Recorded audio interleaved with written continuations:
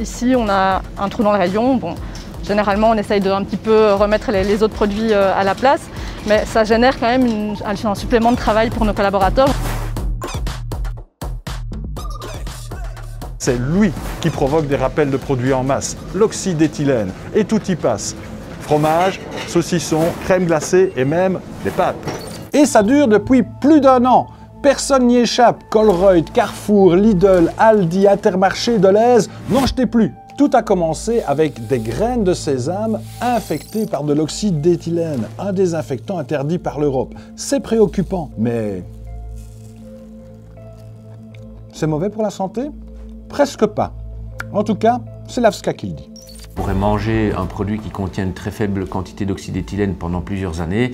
C'est seulement après qu'on aurait éventuellement un problème pour la santé. Donc on reste relativement serein par rapport à ça, mais il faut tout faire pour que justement on n'en retrouve jamais dans nos assiettes. Au fil du temps, il n'y a pas que les graines de sésame qui ont été touchées, il y a aussi la gomme de caroube. De cette plante, on extrait une farine épaississante qui rentre dans la composition de très nombreux produits comme les sauces et la crème glacée. Je ferais bien une petite pause, moi. Poursuivons. Dans un premier temps, l'Union européenne a été très stricte. Si 10 000 produits étaient infectés par l'oxyde d'éthylène, tous devaient être retirés des rayons. Aujourd'hui, sa position s'est assouplie.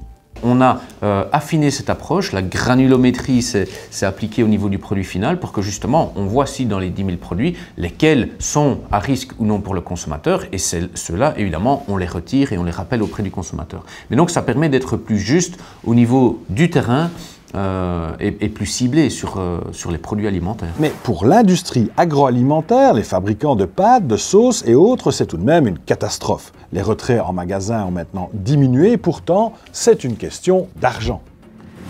L'oxyde d'éthylène a provoqué de grosses pertes.